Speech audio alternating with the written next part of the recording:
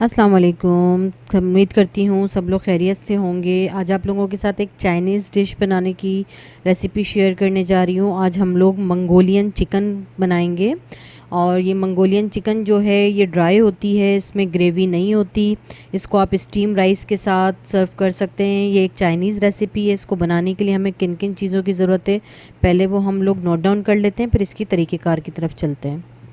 अच्छा, इसके इंग्रेडिएंट्स को हम लोग नोट कर लेते हैं। उसमें सबसे पहले आप ये देख सकते हैं, मैंने आधा किलो मुर्गी का सीने का पीस लिया और उसको जूलियन कट कर लिया है।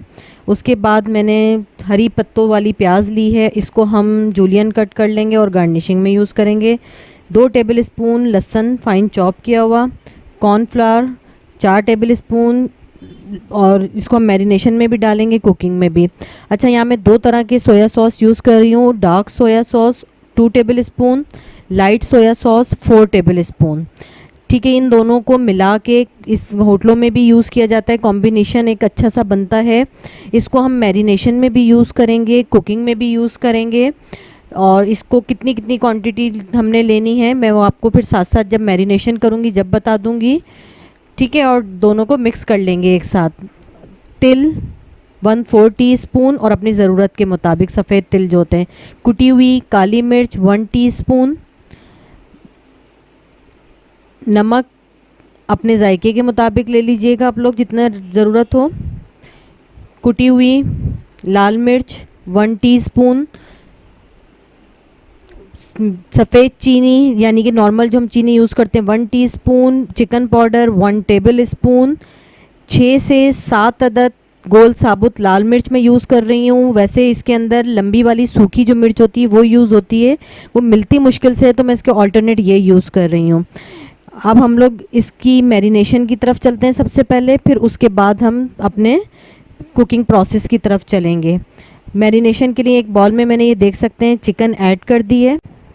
इसी के साथ हम सबसे पहले इसके अंदर लाइट सोया सॉस यूज़ करेंगे। लाइट सोया सॉस जो है वो मैं 3 टेबल स्पून जो है मैरिनेशन में यूज़ कर रही हूँ और 1 टेबल स्पून में डार्क सोया सॉस का यूज़ कर रही हूँ। काली मिर्च कुटी हुई ½ टीस्पून। नमक अपने जायके के मुताबिक।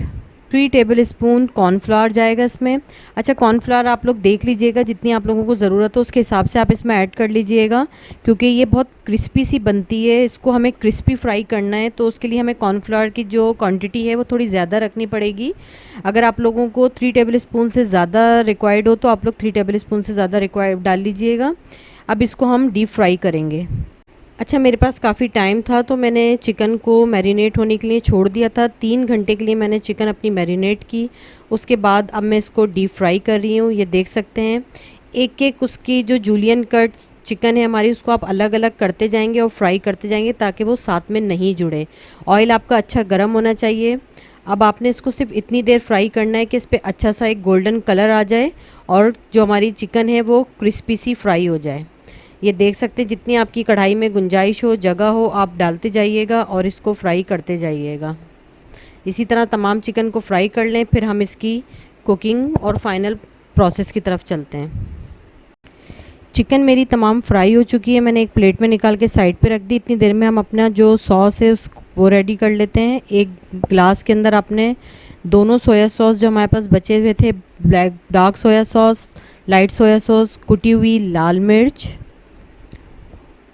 चीनी, मैं इसमें नमक नहीं ऐड करूँगी, चिकन पाउडर, क्योंकि सोया सॉस में, चिकन पाउडर में, इन तमाम चीज़ों में नमक होता है, तो जब मुझे अगर ज़रूरत हुई तो मैं लास्ट में नमक ऐड करूँगी।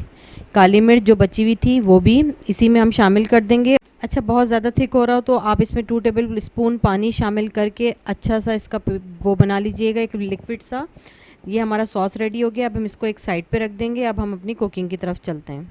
हर चीज़ हमारी रेडी हो गई है, बस अब ये कुकिंग जो है इसकी लास्ट में 5 से 7 मिनट लगेंगे और ये गरम गरम ही सर्व की जाती है। कुकिंग करना, अच्छा, इसका जो लास्ट फाइनल हमने करना है उसके लिए मैंने ये देख सकते हैं कढ़ाई ले ली और इसके अंदर 2 टेबल स्पून ऑयल शामिल कर दिया। इसी के साथ जो मैंने लहसुन था वो फाइन चॉप कर लिया और गोल साबुत लाल मिर्च, ये दोनों चीज़ें इसमें अपने ऑयल में जैसी गर्म हो गया ये शामिल कर दी।